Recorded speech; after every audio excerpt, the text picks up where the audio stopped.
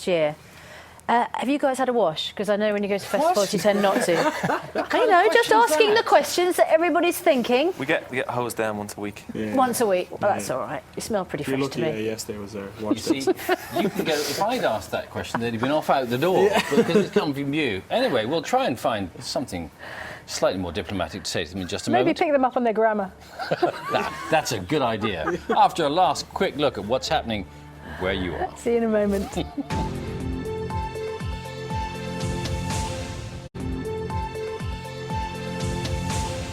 Back. It was their schoolboy dream to start a band and one day perform all over the world. And for Steve Garrigan, Mark Prendergast, Vinnie May and Jason Bonham, that dream has become a reality. Yes, the Irish alternative rock group Kodaline first gained major attention when they featured in the BBC Sound of 2013 list. They've had a fairly hectic few months so far. They've performed in 25 festivals and are embarking on their own Headline UK tour later this year. I'm going to talk to all of them in just a moment. First, let's have a look at their new single, It's Brand New Day. Kodaline are here.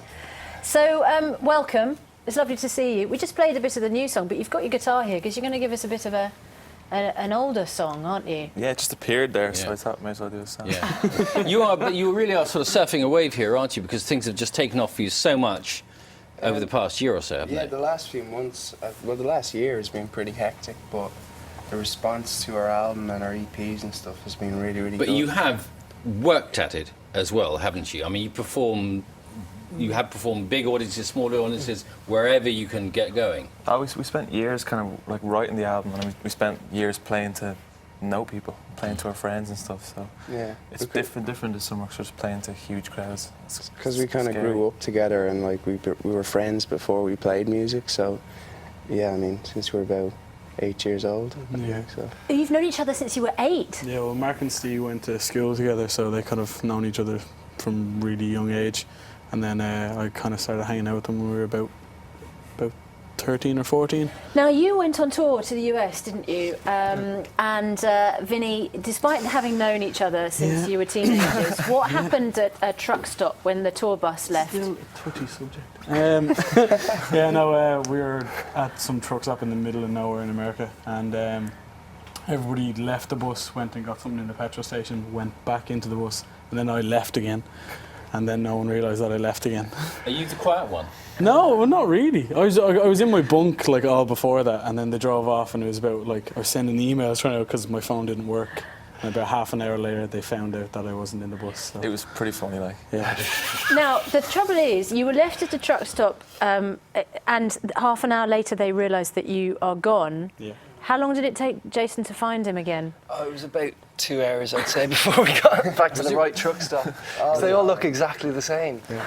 And we couldn't ring him, we couldn't kind of remember where we were. So it was just a drive down the highway trying out truck stops for a while. The rest of my team left without realising that I wasn't with them. I was trying to find out how far it was to like the next city that we were playing on. It's like, I couldn't get a taxi. It's like 2 hours away. You've also you took part in a series of bands playing in railway stations, didn't you? Yeah, actually. What was that all about? Why railway stations particularly? I've no idea. We're playing in the railway station again in Dublin in September. Because I saw you played. I saw a clip of you playing in Brussels, but you also did which London station were you in? Pancras. In Pancras. That was great. We had a gig in London that night, and we just got asked to come down and play a few songs acoustically in the train station, and it was cool. But you will pick up a guitar at the drop of a hat, won't you? Yeah.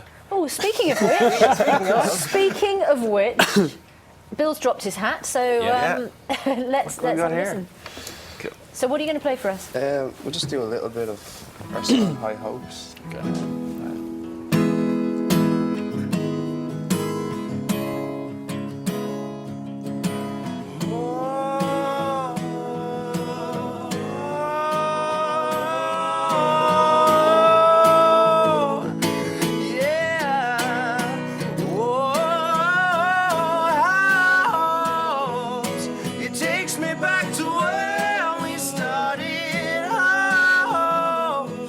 When you let it go.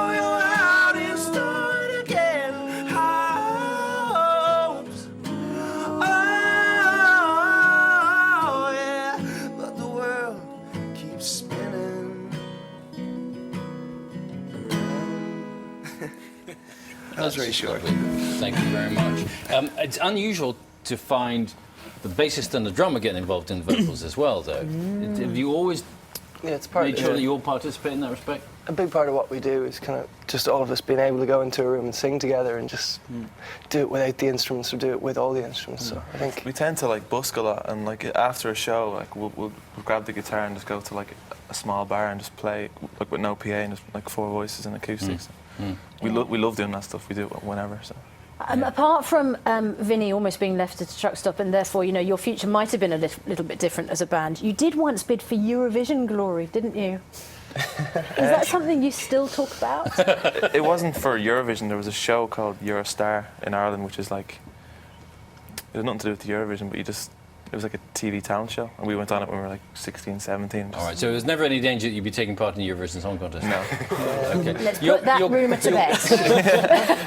But you're caught in this sort of, well, not quite a maelstrom, but it's a whirlwind at the moment that's happening for you. Are you aware that do you still feel like in control of things because you had so many festivals and the albums come out and to great acclaim and things are really moving, but do you feel that you're being governed by events or you're still in control? I think the most important thing for us is just playing every show. We're doing Reading and Leeds at the weekend, and we're really looking forward to that. And I think it's just every show that we do, it's all about the crowd and it's all about our performances. And I think we've done so many gigs in general over the years, but in the last year particularly, that it's always about the show, really. like, we really kind of made ourselves who we are over the last year, and like we're playing our own UK headline tour in November now, which is like, it's insane. Like we've sold out 3 dates in the Olympia in Dublin, which is the venue we all grew up going to see bands in. Brilliant. So, you know, it's So there's another weekend, presumably another festival coming up. yeah, Reading and Leeds this year. Excellent. This Reading and weekend, Leeds. so. Brilliant. Thank you very much for coming to see us. Thanks for singing so Thank you very beautifully much as for well. having It's us. really terrific. Yeah. Thanks. Kodaline's new single, Brand New Day, is out on Monday. That's all from us this morning. Charlie and Naga will be with you tomorrow, joined by the author of The Bone Seas and Samantha Shannon, and sea shanty group Fisherman's Friends. Until then, have a great day. Bye-bye. Bye.